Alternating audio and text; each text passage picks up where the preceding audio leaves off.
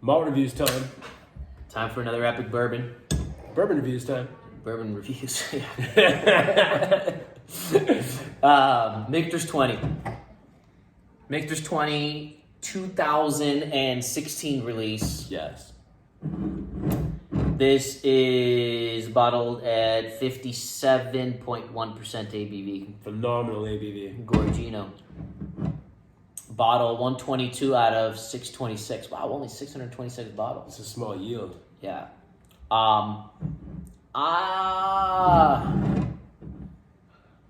heard from serious bourbon collectors that this is the last release with Stitzer Weller juice in it. I've heard someone else say it's Four Roses.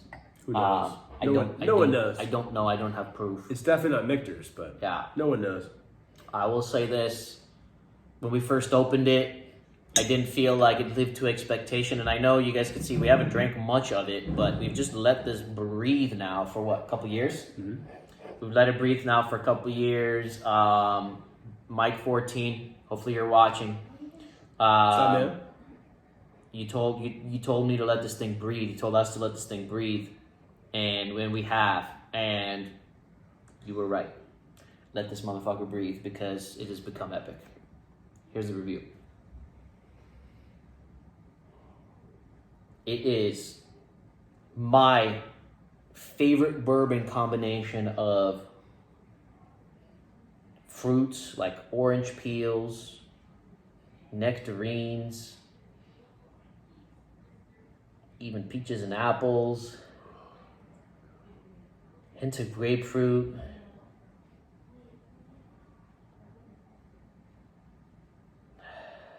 Milk chocolate. Cashew butter. Yeah, creamy. It's so creamy where it's not It's almonds, like it's cashews, right? Cashew butter. Sticks to your palate. Yeah. Oh, man. Then you have like French crepes going on some like light cinnamon spice, some nutmeg. Obviously, the buttery popcorn and caramel traditional bourbon notes are there.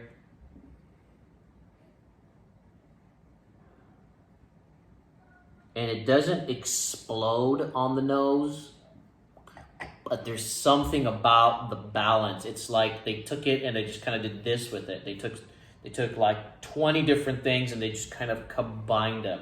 So you got to kind of like dig to kind of get it a little bit, where I think that's where you're struggling a little bit with it. But it's there, and it's so balanced, and it's so like delicate, and it's so silky. The silk. I can't get over the silk. It's like luxurious. Yeah. It's so velvety and silky. It's like the most buttery cake. You mentioned that with the Russell's Reserve. It's just so silky. It's like the most silky frosting on the most butteriest cake. Yeah. Get powdered sugar. Get like fancy vanilla. I'm talking about like you get a fancy vanilla dessert at like a Michelin rated like restaurant. Like, Yeah. Like the $1,000 like vanilla root thing you see. And then dusty. Yeah. You get the dusty from the 20 years. But no, crazy oak play. Just exquisite. It's really exquisite for me. It's just really, So really rich. well. And we've been battling. He doesn't like it as much as I do.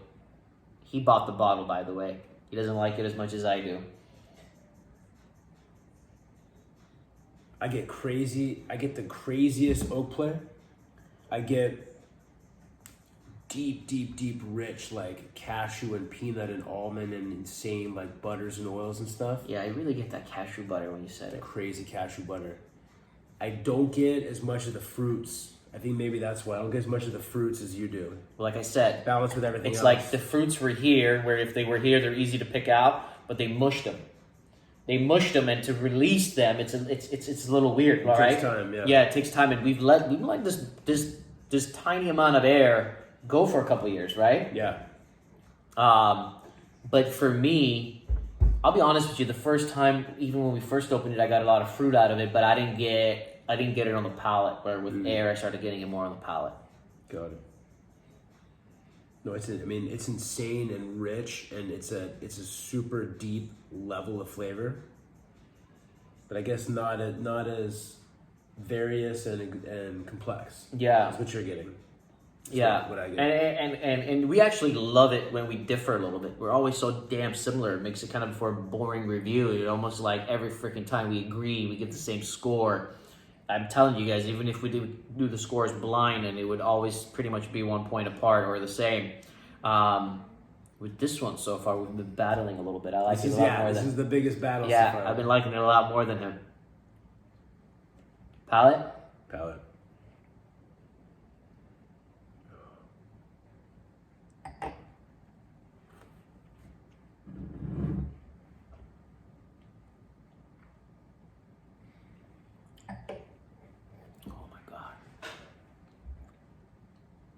There is something about this bourbon that is just blowing my mind.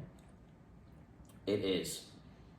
It's not releasing those fruits like he's saying. It's a little closed up, but it's so balanced. It's almost like not a bourbon. It's not a scotch. It's not Japanese whiskey. I swear, it's like something else. I'm getting that in the palate.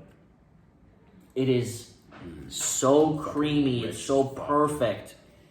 57%. There's zero ethanol. When we first opened this, we didn't. Yeah, it was too hot. It was hot. It was hot. It's not even close to being hot. We were tripping. It was hot. Yeah, it's not even. It's all translated to fats, oils, and esters. Dude, fats and oils. The cashew butter, like you're saying, it's just rolling on the palate. But then I get fruit. I get grapefruit, pear, apricot. Wow. Really, really, really nice. You add that powdered sugar, vanilla icing, vanilla cake. Crazy vanilla gooey Michters butter cake. And you get milk chocolate with like gourmet like caramel on top. I get like, almost like I said about the cashew butter, the biggest thing I get, it's almost like if you watch our very first review, the Dalmore 50, the quality and the complexity of nuts, like glazed honey coated nuts, I get like that. I get like Manuka honey coated, every type of like exquisite $1,000 like quality nut you can imagine. $1,000 nut, I like that. Put the glass down for a second. I get that a ton.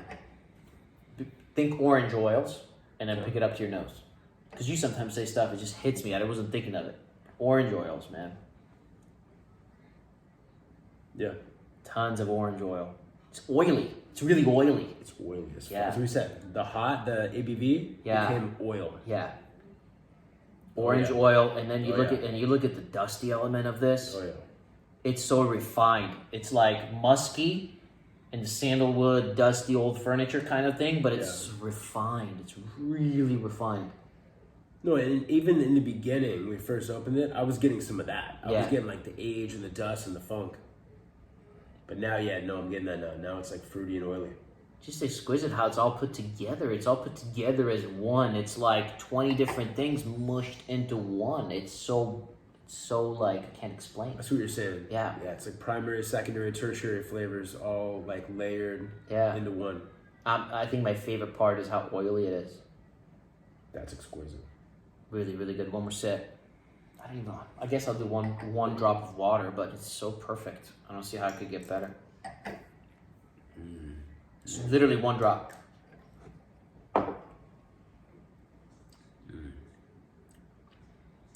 My favorite thing, I think, it's those Dalmore 50 like glazed, dirty, rich, like never-ending finish, honey-coated nuts, man. With the oak and the wood plate. Oh my god. It's so good.